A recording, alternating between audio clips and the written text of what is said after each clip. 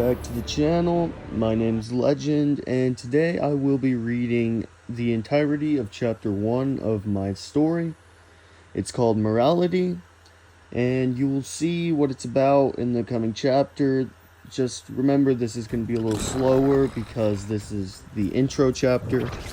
It picks up around chapter 2, and chapter 2 will be out in, most likely, I would say, at the very latest in 3 to 4 days because of other issues. So sit back and enjoy the video. Morality. Rain fell over St. Mardo's city like the sky itself was exhausted. The streets glistened beneath broken neon signs and flickering traffic lights, while water poured from rusted fire escapes overhead. Sirens screamed somewhere in the distance. But this was normal noise, normal background noise for the city. It's 1:30 p.m. Thomas Borton leaned against the cold brick wall of a narrow alleyway, school bag resting beside him. At 16, Tommy already looked older than most kids his age. Tall, broad shoulders beginning to form, dirty blonde hair dampened slightly by the mist rolling in from the storm. Gray blue eyes that always looked like they were thinking too hard about something. Beside him sat Simon Moreno, his best friend since childhood. The kind of friendship that didn't need effort anymore. You notice how literally nobody at school cares anymore? Simon asks, opening the paper wrapping around his sandwich. Like, Mr. Delaney didn't even show up to class today. Tommy snorted. He showed up. Simon blinked. No, he didn't. He was asleep in the back room. Simon stared for a second before bursting into laughter. No way. I swear. That explains why Jacob lit paper on fire and nobody stopped him. Tommy laughed, quietly shaking his head. The sound echoed softly against the alley walls while rain began tapping harder against the pavement outside. Simon glanced upwards toward the sky. Looks like it's starting to rain. Water dripped from overhead pipes. We got two choices, man, Simon said. Either we run to your house as fast as possible, or we wait out the rain here. Tommy exhaled, already tired from the day. You know what? I'm kinda tired and don't feel like running. He slid down the wall slightly. How about we just wait here? I'll call my mom and tell her we'll be running late. Alright. Simon stood up. Hey, you got $5 on you? I'll run to the store across the street and get us something to eat. Tommy reached into his hoodie pocket and handed him a crumpled bill. Yeah, sure, here. Simon took off into the rain. Tommy pulled out his phone and dialed home. A few seconds later, hey, what's up? His mother's voice, warm, comforting. Hi, Mom. I was just calling to let you know me and Simon are going to be running late because of the rain. So see you later. Bye. Okay, that's fine, Lucy Borthon replied, gently, but you boys be safe and I'll see you later. Tommy smiled faintly. Yeah, love you. Love you too. The call ended. A few minutes later, Simon returned, soaked from the rain, holding a plastic bag. Here, he said. I bought you a sandwich and a tea. Same for me. Thanks, man. Simon sat beside him again while thunder rolled far above the city's skyline. Cars hissed through the flooded streets outside the alley. People shouted somewhere nearby. A police siren screamed past, then faded. The boys sat there quietly eating cheap sandwiches while rain hammered the city around them. For a moment, St. Marty's city felt peaceful. Tommy slowly leaned his head back against the wall. His eyelids grew heavy. Simon looked over. Pro actually fell asleep. Tommy muttered something incoherent. Simon scoffed quietly and shook his head with a smile. Well, he murmured, pulling his hoodie tighter against the cold. Guess I'll take a shift. And above them, the rain kept falling. The rain never let up. It only got heavier. Water crashed against the streets of St. Mardo City hard enough to blur the glowing traffic lights into smears of color. An hour later, Tommy's eyes slowly opened. The alley was colder now. Rainwater ran along the pavement, nearby in shallow streams. Simon sat across from him, tossing a small pebble against the wall out of boredom. Tommy rubbed his eyes. Still raining, huh? Yeah, Simon replied. Hasn't stopped. He looked out towards the street. I say we just book it to your house because it doesn't seem like we'll be able to just wait it out. Tommy groaned quietly as he stood up. Alright, if you say so, let's go. Simon suddenly snapped his fingers. Oh, first come here and open your backpack. Tommy blinked. What? We should put our phones in there so they don't get wet. Tommy nodded immediately. Yeah, good idea. Here. He slipped the backpack off his shoulders while both of them shoved their phones deep inside before zipping it shut tightly. Then they ran straight into the storm. Rain slammed against them almost instantly. Shoes splashed through puddles while freezing water soaked through their hoodies and jeans. Within seconds, thunder rumbled overhead as they sprinted through crowded sidewalks and dim streets. 3 miles. That was the distance to Tommy's house. And in St. Martin City, 3 miles felt longer when every block looked half abandoned. Boarded stores, graffiti-covered apartments, complexes, homeless tents. Beneath overpasses, people huddled under broken bus stops, trying to stay dry. Tommy's breathing grew heavier as they ran. At one point, his shoe slammed awkwardly against uneven pavement. He stumbled forward hard. Whoa! Before he could hit the ground, Simon grabbed his arm and yanked him back upright. Dude, keep moving. Tommy laughed, breathlessly despite himself. Thanks. No dying before dinner, man. They kept running through freezing rain, through flooded streets, through a city that barely noticed 2 exhausted teenagers trying to get home. Eventually, a small 2-story house came into view at the end of the block. Warm porch light, worn white paint, home. Tommy and Simon practically sprinted the final stretch before crashing onto the porch. Completely drenched, Tommy knocked hard against the door. A few seconds later, it opened. Lucy Borthen stood there, holding a kitchen towel over one shoulder. The smell of dinner drifted from inside instantly.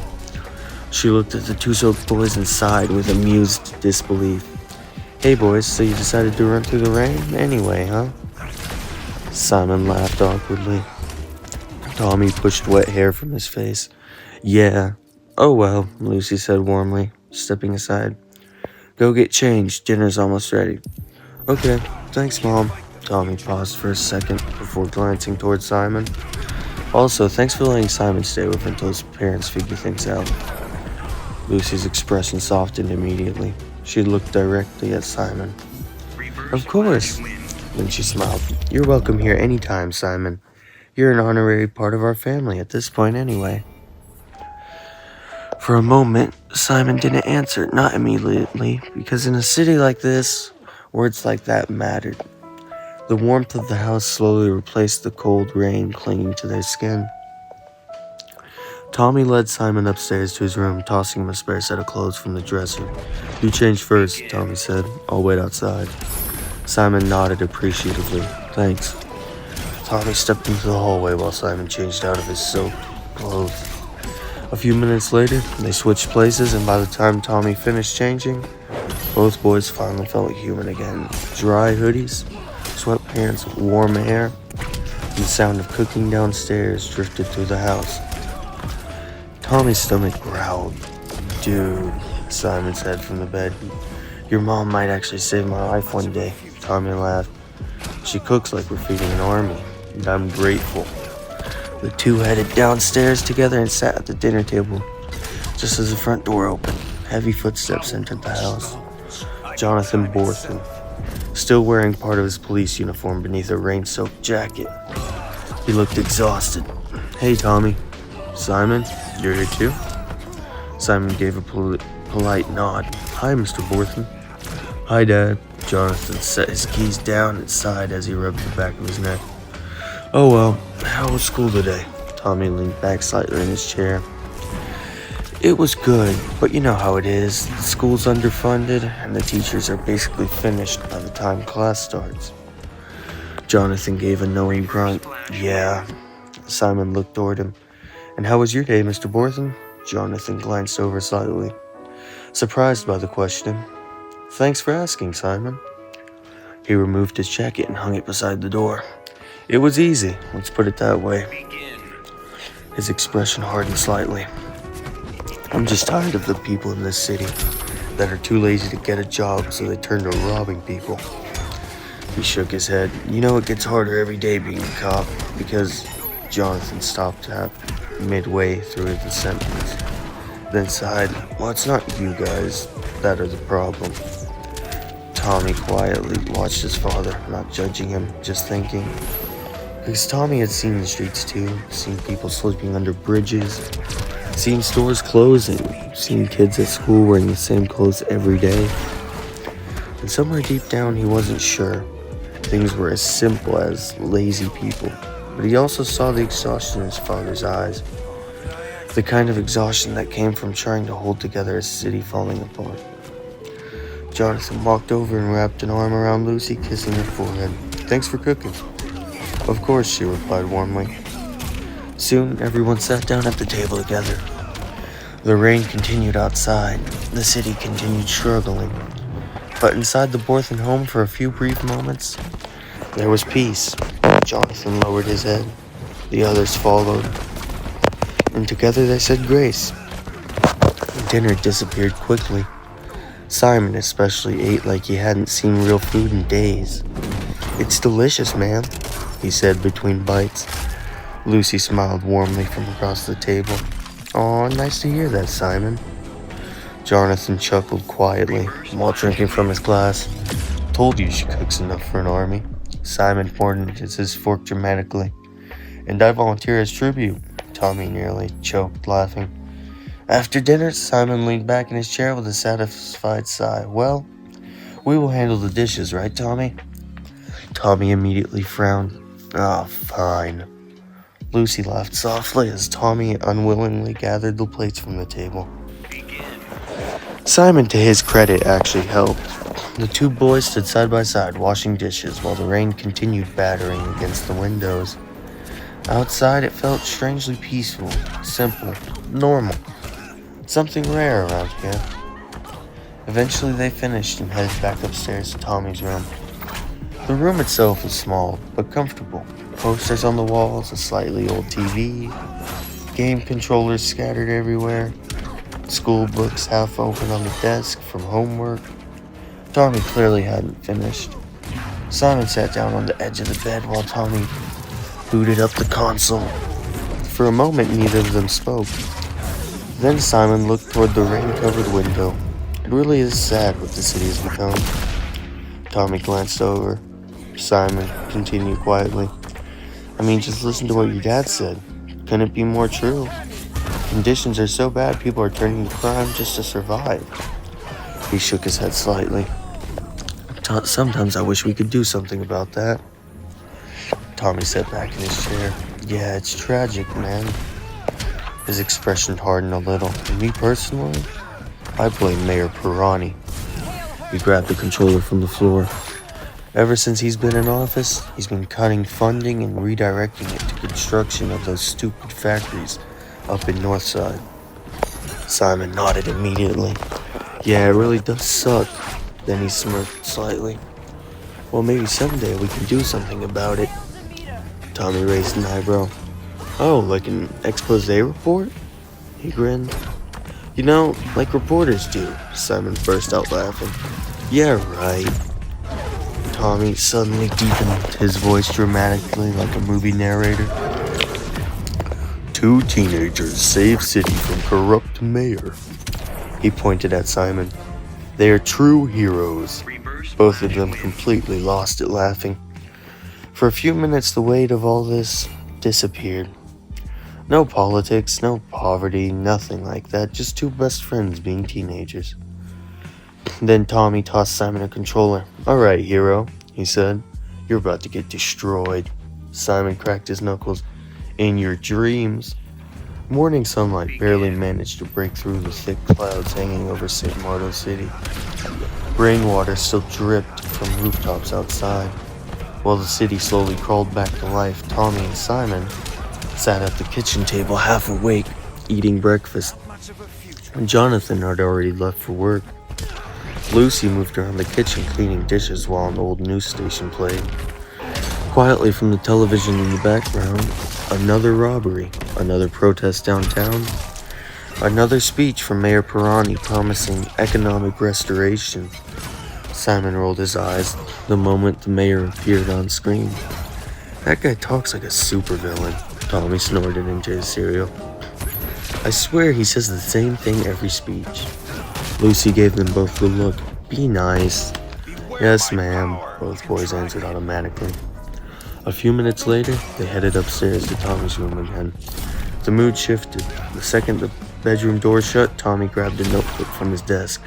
He said, Operation Expose Corrupt Mayor begins now. Simon immediately pointed dramatically. Exactly. He sat forward, suddenly serious. We should investigate the Lupin financial firm. Tommy paused. Huh? Simon continued. That's the best way to expose the mayor's false statements and prove he's using the tax money for personal interests. Tommy thought for a moment. Because honestly, it made sense. Everybody in Lupin financial firm had connections to city politics. Rich people, campaign donations, corporate contracts, the kind of place where dirty money probably moved quietly behind expensive office walls. Tommy slowly nodded. You know what? A grin spread across his face. That's actually a good idea. He leaned back in his chair. We should try to get internships there. Simon's eyes widened. Ooh, that's smart. Tommy pointed at him. And then we can get all the information we need. The two stared at each other for a second, then simultaneously. This is actually happening. They immediately started throwing together the world's most questionable investigation plan. Fake professionalism, borrowed dress clothes, resumes made in 30 minutes. Zero experience whatsoever. Two guys trying to infiltrate one of the most powerful financial organizations in the city. And neither of them realized yet that decision would change their lives forever.